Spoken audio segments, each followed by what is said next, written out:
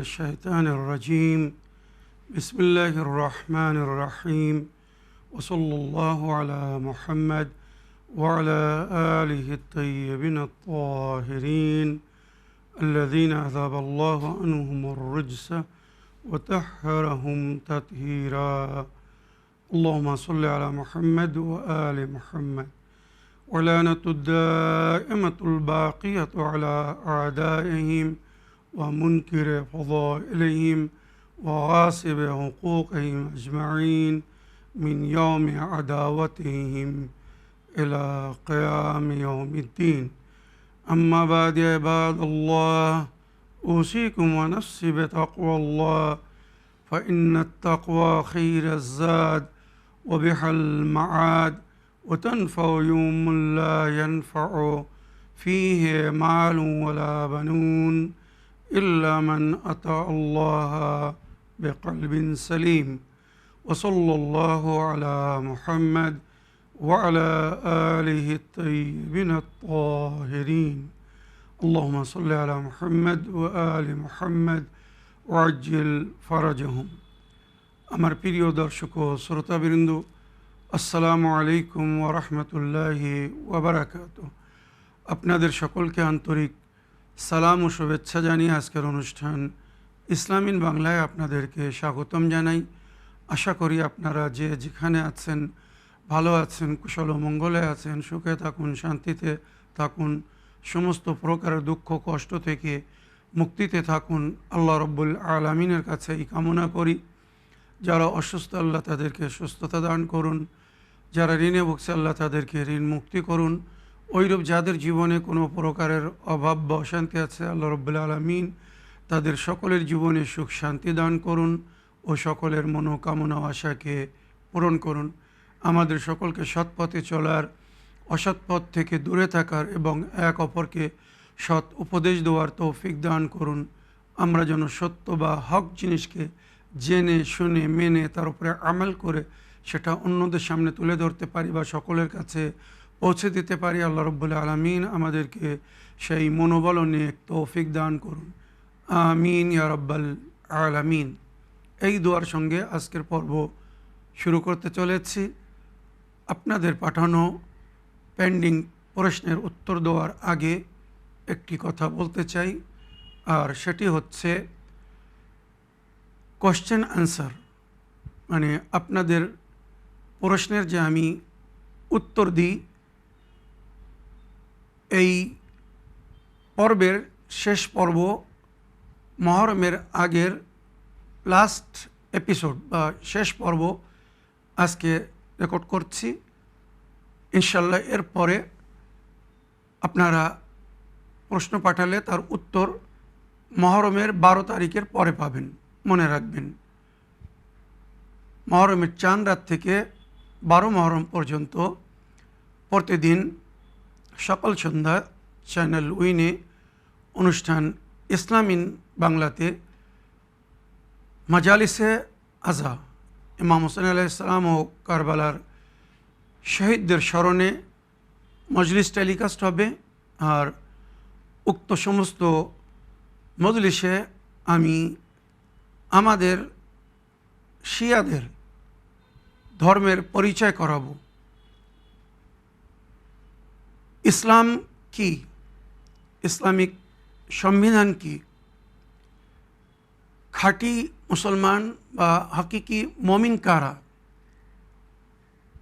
সত্য মুসলমান বা হাকিকি মমিনের পরিচয় কি, নবী করিম সাল্লাল্লাহু আলাইহি ওয়াসাল্লাম নিজের উম্মতের হেদায়েতের জন্যে কি রেখে গেছেন, কোরআন আমাদেরকে কি শেখায়, আহলে বায়তের তালিমাত কি, আমাদেরকে কিভাবে দ্বীনের উপরে আমাল করতে হবে, যেটিকে দেখে অন্যরা আকর্ষিত হয়ে আমাদের দ্বীন ধর্ম বা মযহাবকে আপন করার চেষ্টা করবে। এই সমস্ত বিষয় নিয়ে আমি স্টেপ বাই স্টেপ আলোচনা করব মহরমের 10 দিনের মজলিসে বা 12 দিনের মজলিসে। তাই আপনাদের কাছে অনুরোধ করব আপনারা কোনো একটি মজলিস মিস করবেন না।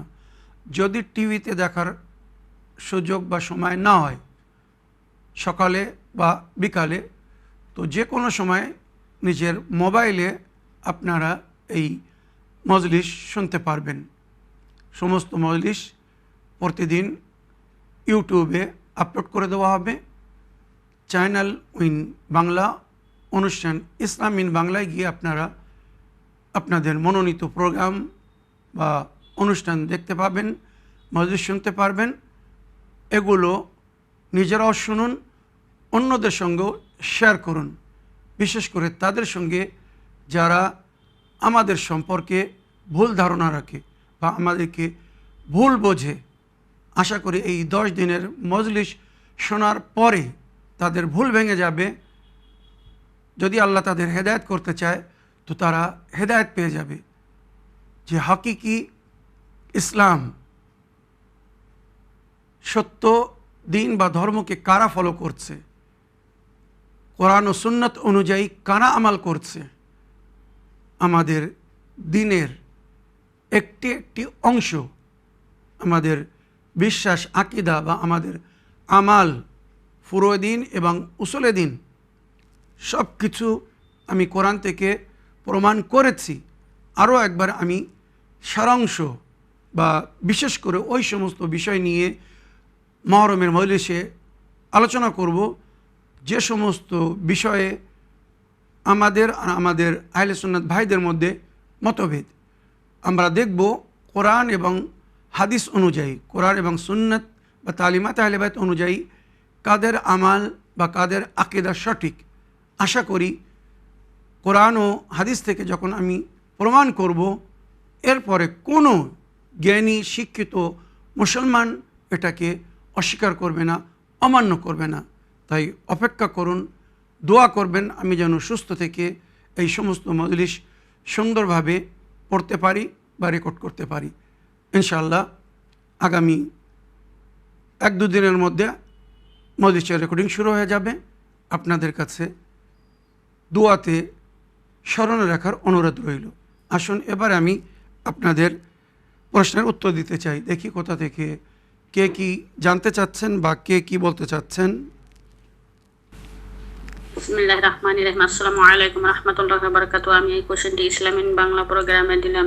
আল্লাহ পাক আমার হুজুর সাহেবকে বহুত দিন হায়াত দান করুক, দীর্ঘ হায়াত দান করুক, আমিন ইয়া রাব্বাল আলামিন।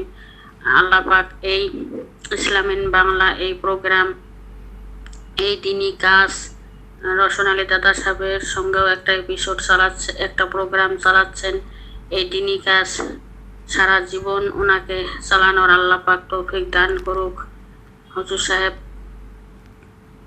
আমার কোশ্চেন হচ্ছে ওই যে নাজাত অ্যাপ, ওই অ্যাপটা আমি ডাউনলোড করেছি। তো ওই যে জিয়ারতগুলো যে আছে, মানে একদিন রবিবারে ওই মাওলা মুশকিল কুশা আলী আলাইহিসসালাম হুজুরের জিয়ারত করতেছি, আর মা জাহারা সালামুল্লাহ আলাইহা ওনার জিয়ারত করতেছি। তো আমি পড়তে পড়তে মনে মনে ভাবলাম যে হুজুর সাহেবের মুখ থেকে উচ্চারণগুলো শুনে নিই, শিখে নিই, ওইভাবে আমল করবো ইনশাল্লাহ। হুজুর সাহেব, ওই আলী আলাইহিসসালামের জিয়ারত, মা জাহারা সালামুল্লাহ আলাইহা ওনার জিয়ারত আপনি বলবেন। ওই জিয়ারতে আশুরার যেমন একটা এপিসোডে আপনি পড়ে শুনিয়েছেন, ওই হিসেবে আমি ওই এপিসোডটি শুনি বা পড়ি।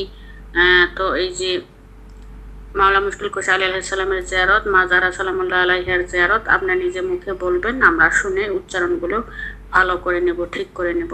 আসসালামু আলাইকুম রাহমাতুল্লাহি ওয়া বারাকাতুহু। ওয়ালাইকুম আসসালাম রহমতুল্লাহি ওয়া বারাকাতুহু। আমার প্রিয় বোন, আপনার ওয়াসমেলের জন্য আপনাকে ধন্যবাদ জানাই।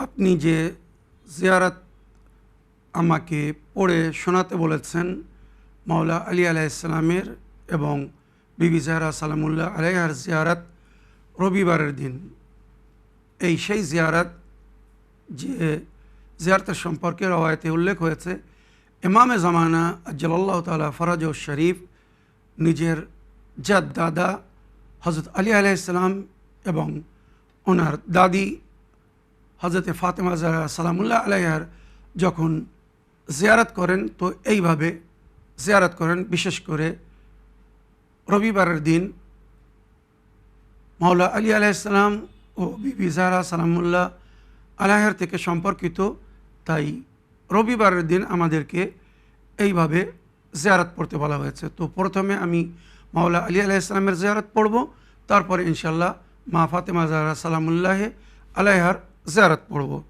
বিসমিল্লাহির রহমানির রহিম। জিয়ারতে মাওলা আলী আলাইহিসসালাম পড়িতেছি আজ রবিবারের দিন কুরবাতান ইলাল্লাহ। আসসালামু আলা শাজারাতিন নবুওয়াতি ওয়াদ দাওহাতিল হাশিমিয়াতি আল মুদিয়াতিল মুসমিরাতি বিন নবুওয়াতি আল মু'নিকাতি বিল ইমামাতি ওয়া আলা যাজিআইকা আদামা ওয়া নূহিন আলাইহিমাস সালাম। আসসালামু আলাইকা ওয়া আলা আহলি বাইতিকা আত-তাইয়্যিবিন আত-তাহিরিন। আসসালামু আলাইকা ওয়া আলাল মালাইকাতিল মুহদিকিনা বিকা ওয়াল হাফিনা বিকবরিক। ইয়া মাওলায়া ইয়া আমিরাল মুমিনিন, হাযা ইয়াউমুল আহাদ ওয়া হুয়া ইয়াউমুকা ওয়া বিইসমিকা ওয়া আনা যায়ফুকা ফীহি ওয়া জা'রুক। فأضفني يا مولاي وأجرني فإنك كريم تحب الضيافة ومامور بالإجارة، فافعل ما رغبت إليك فيه ورجوته منك بمنزلتك وآل بيتك عند الله ومنزلته عندكم وبحق ابن عمك رسول الله صلى الله عليه وآله وسلم وعليهم أجمعين। এই যে জিয়ারত পড়লাম, এর মাঝখানে কয়েকটা শব্দ বা বাক্যের আমি তর্জমা করছি। মাওলা আজ রবিবারের দিন, আপনার সঙ্গে সম্পর্কিত দিন। এই দিনে আমি আপনার মেহমান হলাম, আমি আপনার প্রতিবেশী। আর সমস্ত মেহমানের বা প্রতিবেশীর একটি হক থাকে। আপনি তো করিম, আমার জিয়াফত করুন, বা যেভাবে আল্লাহ রসুলের তরফ থেকে প্রতিবেশীর হক আদায় করার হুকুম দেওয়া হয়েছে, আমার হক আমাকে দিন। এইভাবে যখন আমরা দোয়া করি তো মাওলা মুশকিল কুশা আমাদের মদত করেন আর আমাদের সমস্ত মনোকামনা আশা পুরো হয়। আগে জিয়ারতে বিবি জাহরা সালামুল্লাহ আলাইহা পড়িতেছি আজ রবিবারের দিন কুরবাতান ইলাল্লাহ। আসসালামু আলাইকি ইয়া মুমতাহানাতু আমতাহানাকা আল্লাহুল্লাযী আও আমতাহানাকে আল্লাযী খালাকাকে ফাওয়াজাদাকে লিমামতানাহাকে ফাওয়াজাদাকে লিমামতাহানাকে সাবিরাতান ওয়া আনা লাকি মুসাদ্দিকুন সাবিরুন আলা মা আতা বিহি আবুকে ওয়া ওয়াসিয়ুহু সালাওয়াতুল্লাহি আলাইহিমা ওয়া আনা আসআলুকে ইন কুনতু সাদ্দাকতুকে ইল্লা আলহাক্তানি বিতাসদীকি লাহুমা লিতুসিররা নাফসি ফাশহাদি আন্নী তাহিরুন বিওলায়াতিকে ওয়া বিওলায়াতি আহলি বাইতিকে সালাওয়াতুল্লাহি আলাইহিম আজমাইন। আসুন আগের প্রশ্ন নিয়ে দেখি কোথা থেকে কে কি বলতে চাচ্ছেন। আসসালামু আলাইকুম মাওলানা সাহেব, আমি পূর্ব বর্ধমান থেকে বলছি। আশা করি আপনি ভালো আছেন, সুস্থ আছেন। সুস্থ থাকেন, ভালো থাকেন, আপনার পরিবার ভালো থাকুক, সুস্থ থাকুক, সবসময় এই দোয়া করি। আজ আমি একটা প্রশ্ন করতে চাই। প্রশ্নটা হলো, আজ আমি ভোরের আজানের আগে স্বপ্নে দেখছি, আমাদের বাড়ি তো নয়, আমাদের বাড়ির সামনে একটা বাড়ি আছে, ওখানে একটা সাদা সাপ, মাথায় চিহ্ন আছে, সাদা সাপটা দেয়ালের ওপরে ঘুরে ঘুরে বেড়াচ্ছে। তারপরেই দেখছি যে আবার একটা সাপ ওখান থেকে বেরিয়ে এলো। দ্বিতীয় সাপটা আসার পরে দুটো সামলে একসঙ্গে সেখানে আবার ভিতরে ঢুকিয়ে পড়লো। এই স্বপ্নটার কি মানে একটু বলবেন? আসসালামু আলাইকুম ওয়া রাহমাতুল্লাহি ওয়া বারাকাতুহু। ওয়ালাইকুম আসসালাম ওয়া রাহমাতুল্লাহি ওয়া বারাকাতুহু। আমার প্রিয় বোন, আপনার ওয়াইসমেলের জন্য আপনাকে ধন্যবাদ জানাই। আপনি যে স্বপ্ন দেখেছেন এর অর্থ হচ্ছে দুশমন, শত্রু আপনার বা ওই বাড়ির লোকের পিছনে লেগে আছে, যে বাড়িতে আপনি সাপ দেখেছেন। তো আপনি এবং ওদেরকে বলুন সতর্কতা অবলম্বন করতে। ঘরের দুশমন এবং বাইরের দুশমন মিলে ক্ষতি করার চেষ্টা করছে, আপন হয়ে কাছে আসবে আর দংশন করে চলে যাবে, মানে ক্ষতি করে চলে যাবে। তাই এর জন্যে সতর্কতা অবলম্বন করতে হবে খুব। আর সাদকা দিলে বালা মুসিবত দূর হয়, সুতরাং আপনিও সাদকা দিন আর যে বাড়িতে আপনি ওই সাপ দেখেছেন ওদেরকেও বলুন সাদকা দিতে। ঠিক আছে, আশা করি আপনার প্রশ্নের আপনি উত্তর পেয়েছেন। আগের অডিও নিই। আসসালামু আলাইকুম মাওলানা সাহেব, আমি পূর্ব বর্ধমান থেকে বলছি। আর একটা প্রশ্ন করতে চাই। প্রশ্নটা হলো যে আমার কোনো আলাদাভাবে ইনকাম নেই, আমি কিছু সামান্য পাইলে কিছু বিড়ে আয় করি। তো আমি যদি ওই বিড়ে বাঁধার পয়সা থেকে আমি ইমাম মোল্লা হাসান আলাইহিস সালামের নামে খরচা করি, যেমন পাক পঞ্জাতন আলাইহিস সালামের নামে যদি আমি কিছু দান খয়রাত করি, কোনো খরচা করি, তাহলে কি হবে বলবেন? আগে অনেকবার আমি ওই বিনামূল্যে পয়সা থেকে মোলা ইমাম হোসেন আলাইহিস সালামের নামে খরচা করেছি, পঞ্জাতের নামে খরচা করেছি। এর জন্য কি আমার গুনাহ হবে? ওই পয়সা কি আমি খরচা করতে পারবো ওনাদের জন্য? একটু বলবেন। সালামু আলাইকুম। তাছাড়া আমার কোনো আলাদাভাবে ইনকাম নেই, ওই ইনকাম থেকেই আমার মন চাই যে আমি খরচা করবো। একটু বলবেন। সালামু আলাইকুম। ওয়ালাইকুম আসসালাম রহমতুল্লাহি ওবারাকাতুহু। আমার প্রিয় বোন, শরিয়াতে ইসলামে হারাম বা মকরুহ, ভালো করে মন দিয়ে শুনবেন, হারাম ওই সমস্ত কাজ বা জিনিসকে বলা হয় যেটি পরিপূর্ণরূপে নিষেধ করা হয়েছে, মানা করা হয়েছে, ব্যবহার করা বা বেচা কেনা করা। আর মকরুহ ওই সমস্ত জিনিস বা দ্রব্য যেটিকে ব্যবহার করা বা তৈরি করা, বেচা কেনা বা পানাহার করা মকরুহ, নিষেধ, তবে হারাম না। সতর্কতা দেওয়া হয়েছে বা উপদেশ স্বরূপ বলা হয়েছে এগুলো ব্যবহার করো না। তার মধ্যে নেশা হওয়ার পদার্থ, মানে যেগুলো খেলে নেশা হয়, যেগুলো নেশা করলে মানুষ হোশ হারিয়ে ফেলে, যেমন মদ, গাঁজা ইত্যাদি, এগুলো পরিপূর্ণরূপে নিষেধ, হারাম। না কেনা যাবে, না বেচা যাবে, না খাওয়া যাবে, না পান করা যাবে। তবে কিছু আছে, এর মধ্যে সামান্য নেশা আছে, সুতরাং এগুলোকে মাকরুহ বলা হয়েছে। যেমন বিড়ে, সিগারেট। কিছু মুফতিগণেরা, মুজতাহিদগণেরা বলেছেন যারা এখনও বিড়ে কখনো খায়নি, সিগারেট পান করেনি, প্রথম যদি শুরু করতে চায় তো এদের জন্যে পরিপূর্ণরূপে মানা করা হয়েছে, নিষেধ করা হয়েছে, হারাম বলেছেন, কারণ এগুলো শরীরের জন্যে হানিকারক। তবে কেউ যদি আগে থেকে বিড়ে পান করছে, সিগারেট পান করছে, তো এদের জন্যে মকরুহ বলা হয়েছে। যদি ছেড়ে দিতে পারে অতি উত্তম, যদি না ছাড়তে পারে তো চেষ্টা করুক, তবে এটা মকরুহ। মকরুহ মানে যে কাজ না করা ভালো, কিন্তু করলে গুনাহ বা পাপ নেই। এবারে আপনি যে বিড়ে বাঁধছেন, শরিয়ত হিসেবে এটা মকরুহ কাজ করছেন। মকরুহ মানে যেটা না করা ভালো, কিন্তু করলে গুনাহ নেই, পাপ নেই, হারাম না। তো হারাম পয়সা বা মকরুহ পয়সা, হারাম মাধ্যমে বা কোনো মকরুহ মানে অপছন্দীয় প্রসেসের মাধ্যমে যদি সঞ্চয় করা হয়, পয়সা আয় করা হয়, তো ওই পয়সা দিনের কাজে খরচ করা, আহলে বায়তের নামে খরচ করা, নজর নিয়াজ করা, এগুলোও কিন্তু মকরুহ বলা হয়েছে। বা হারাম পয়সা যদি হয় তো পরিপূর্ণরূপে নিষেধ করা হয়েছে। তাই আমি আপনার কাছে অনুরোধ করব, যদি সম্ভব হয় তো অন্য পয়সা দিয়ে নজর নিয়াজ করবেন বা ধর্মের জন্য খরচ করবেন।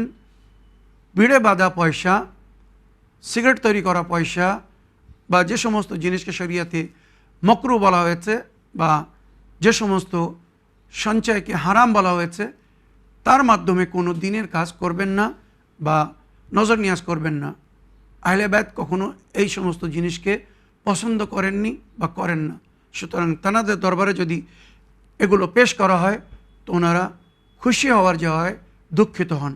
আশা করি আপনার প্রশ্নের আপনি উত্তর পেয়েছেন বা বুঝতে পেরেছেন। আগের অডিও নিই, দেখি কোথা থেকে কে কি বলতে চাচ্ছেন। আসসালামু আলাইকুম মাওলানা সাবির সাহেব। এর আগে আমি আপনার কাছে প্রশ্ন রেখেছিলাম যে আমার ভাইয়ের বিয়ের জন্য উট কুরবানি মেনেছিল আমার আব্বা। তো আপনি বলেছিলেন অতি শিগগির ওই উট কুরবানি দিতে। তো উট পাওয়া যায় পান্ডুয়ার হাটে, রাজস্থানে উট তো এখন বন্ধ আছে। আর দেশের পরিস্থিতি ভালো না, আপনি জানেন ভালো করে।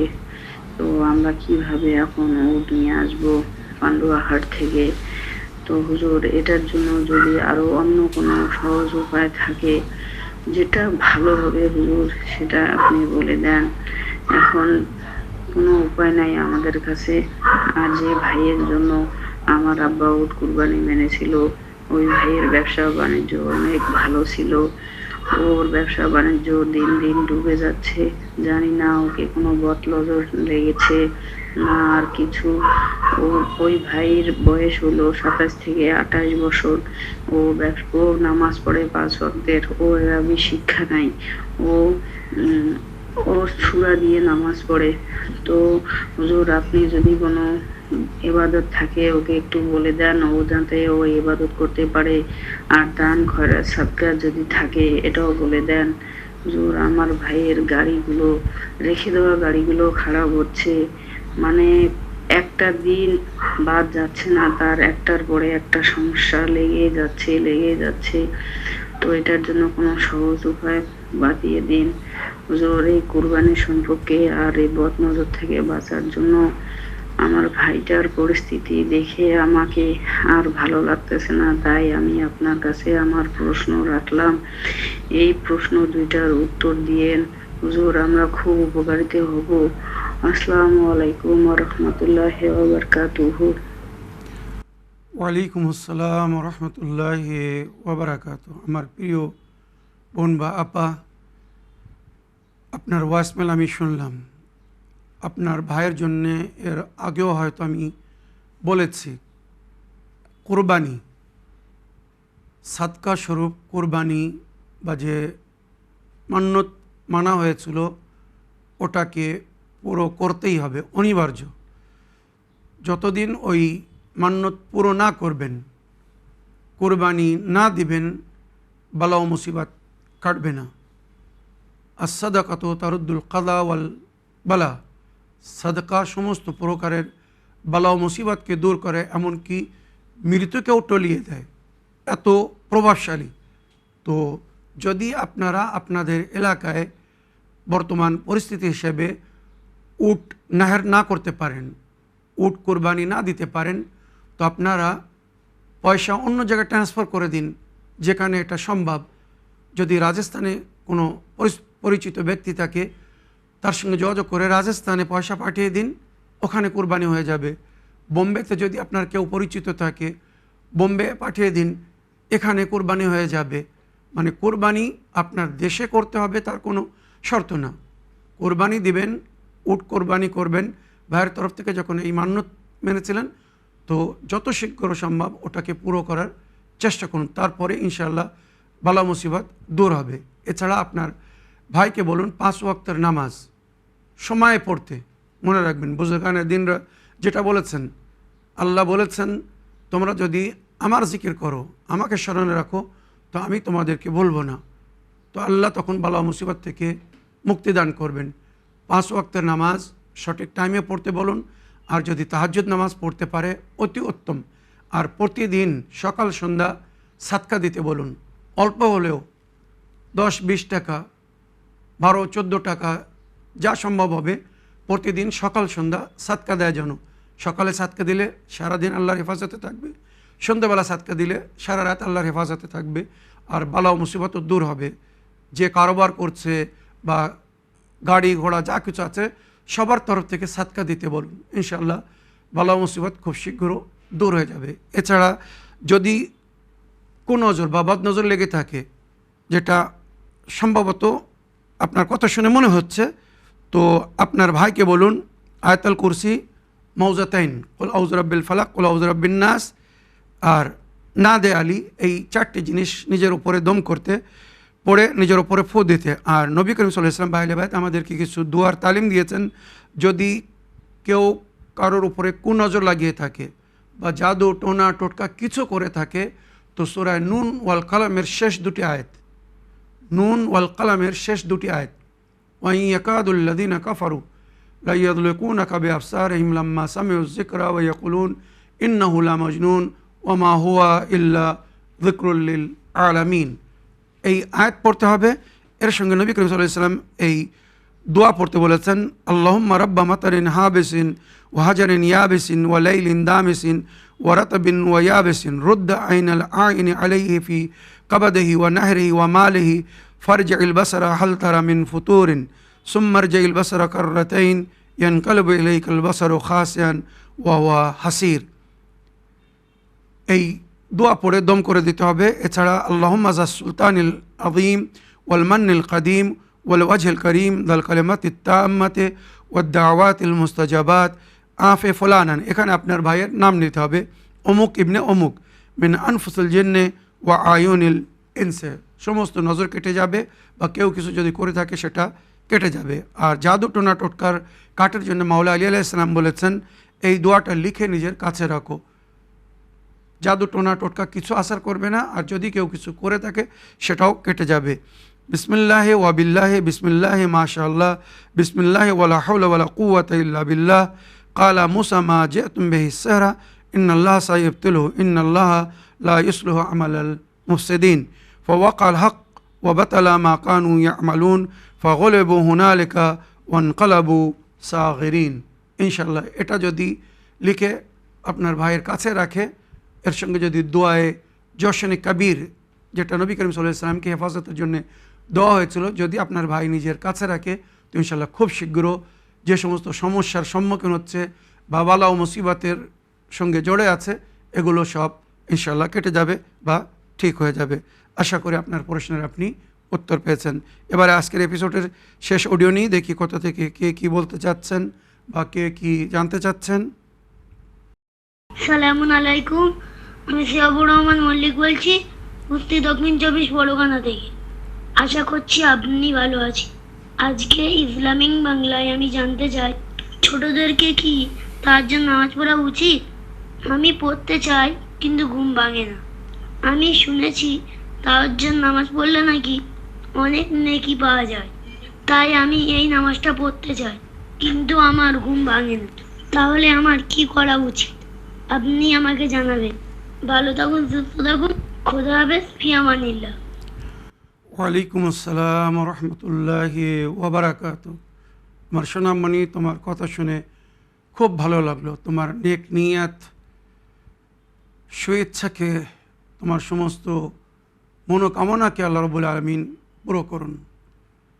তাহাজ্জুদ নামাজ বড়দের জন্যে, সাবাল লোকদের জন্যে, রাতের অন্ধকারে অল্প আলো জ্বালিয়ে এই নামাজটা আমরা পড়ি বা পড়তে বলা হয়েছে।